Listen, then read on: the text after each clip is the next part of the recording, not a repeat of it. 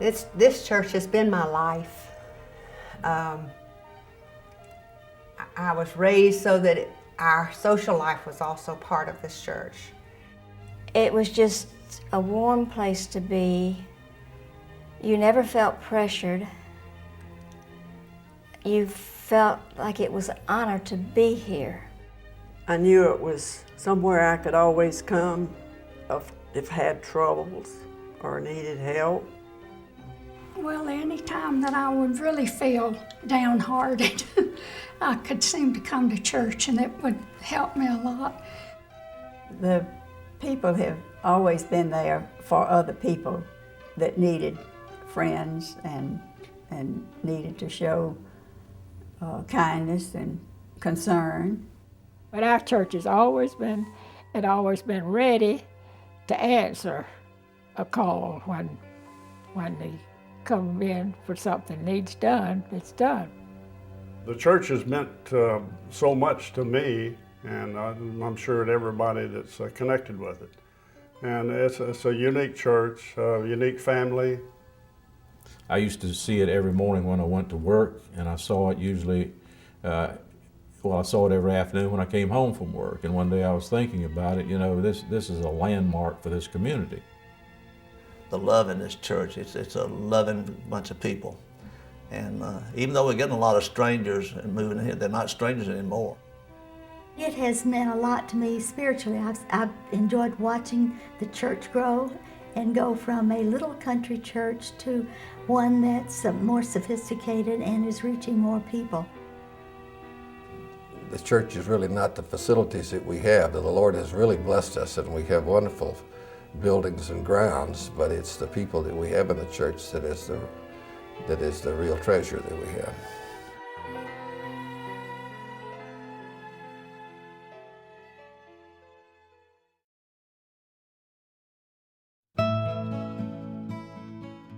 I married into the family. I would consider myself a newcomer to the church, and even though it was back in 1949, and when Jeanette and I were married in 49 in the old church, the old stone church. I think my earliest memory of the church was in the yellow brick building, and we had a Sunday school room that had a little sandbox on a table. And Helen Borland was my teacher, and that's when I learned about pretty girls. And that's the first time I noticed a pretty girl. And my grandmother, Willis, was a charter member. There were 7 of them that got together. And so that's as long as somebody's been in the church. But one of my main things of working with the church was when I started teaching cradle roll. And I was 15 years old, and the children were 8 and 9, Trina Lumbus and Jack Ross and a few more of them that are still coming. I came from a long string of people who were family people who were interested in the church. My great-grandfather, who named Orlando, was very active in the church and in the faith. I joined the church in 1951, and when I was a senior in high school, my wife Sue had she was raised in this church, and so I started dating her. And naturally, I guess that's what brought me here, dating her and coming to church here, because there were a lot of other young people who were coming to this church too. I remember that when I was in college, and Miss Ada Briley, or Mrs. Briley, was the choir director and the organist, and during the summer months the choir took its usual sabbatical, and every now and then she would ask me to come out and sing a solo. So I started at an early age compared to now, coming out to the church on occasions and worshiping and singing. And I enjoyed that. I thought the church was a very quaint little church and a nice little country church, because I was from the big city in Winter Garden. And so When I first came to the church and joined, I had been looking to see where we should put our letter when we came back home. And it was just so warm, and I guess you could say cozy because it was small.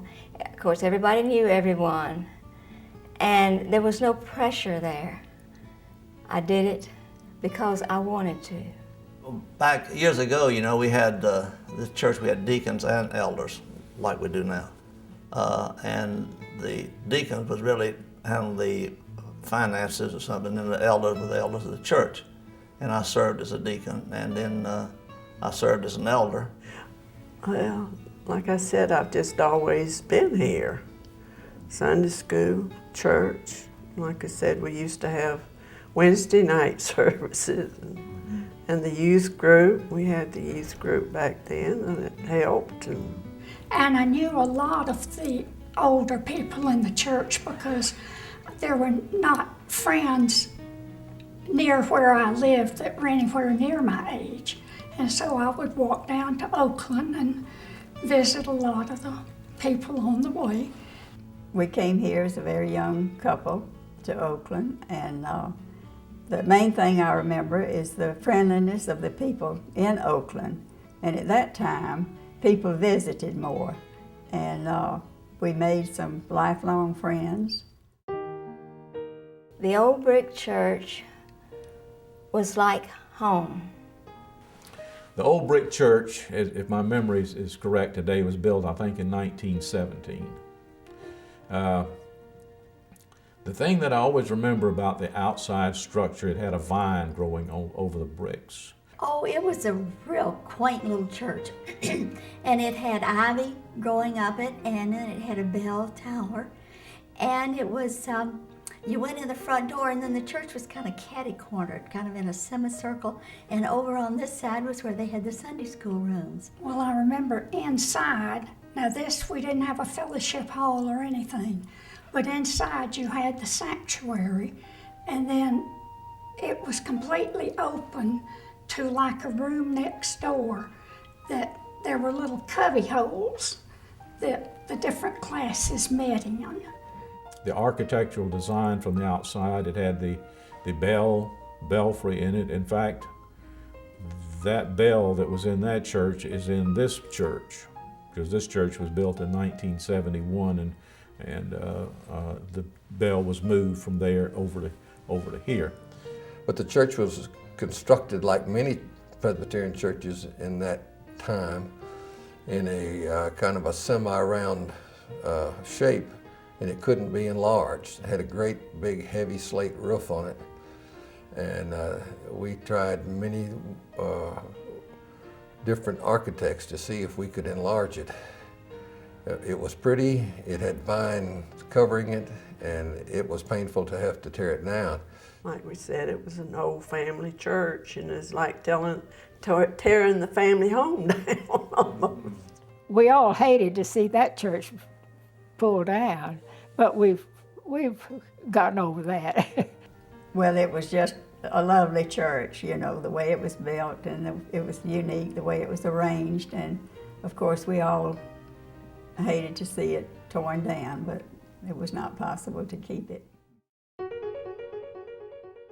I got to know Oakland when I was in high school. It was a very small town, dirt roads. Up the little building on the left-hand side, there was a hardware store there. When I was a small boy, this church was still suffering from the effects of the Depression of the 30s. And as you know, the Oakland church, the Oakland area was developed many years ago because it was as far south as you could come by water through the Lake Apopka and the chain of lakes and the Ocklawaha River. So Oakland is really older than Orlando. Railroads came and Orlando grew, and Oakland suffered through the disastrous citrus freezes of 1895 and 6, and the little town just about died.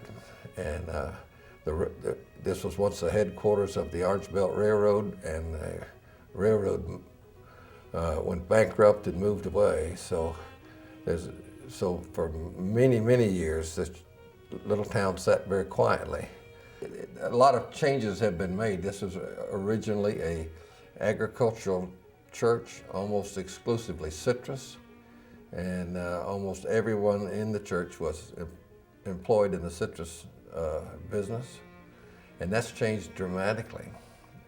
This church had a unique pledge card, and the pledge card at one time said that you'll either donate so much money or you could donate so many boxes of citrus fruit.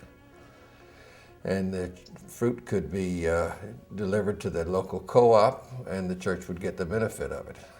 Being in a small place has always been very special to me. Then, of course, you can't conquer progress. Some of the people that lived somewhere else came and found out what a nice place it was to live, and now they have just taken over, so you don't know everyone, but you still have the warm feeling of let me speak to everyone, whether I know them or not, and to share what is so important in this section of God's world.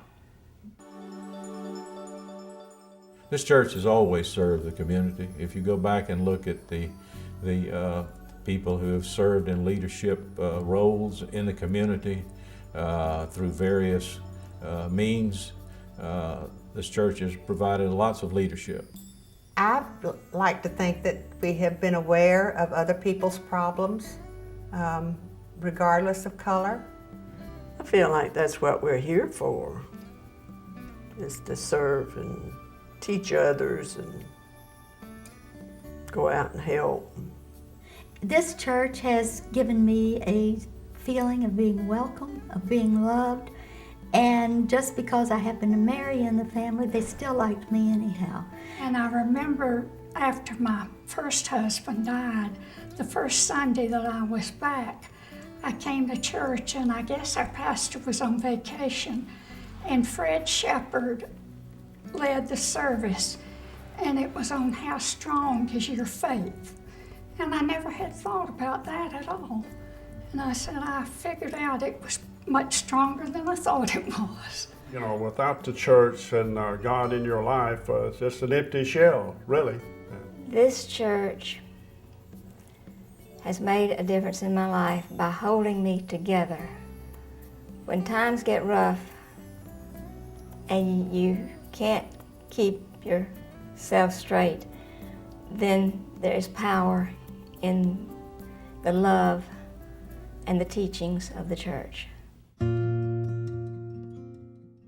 I think that the kids, I think a lot of them are interested in the history of this church, and I think in the future, I think they should carry this on and know, you know, about the history of the church, the people in the church. They will eventually understand all of this. I think as they get older, they will begin to understand it and begin to try to delve into it a little deeper, into the history, and say, well, now what about this? Or now where did this come from? Or what did they do back then? How did they handle this? So I think these things will all come to pass with our younger generation.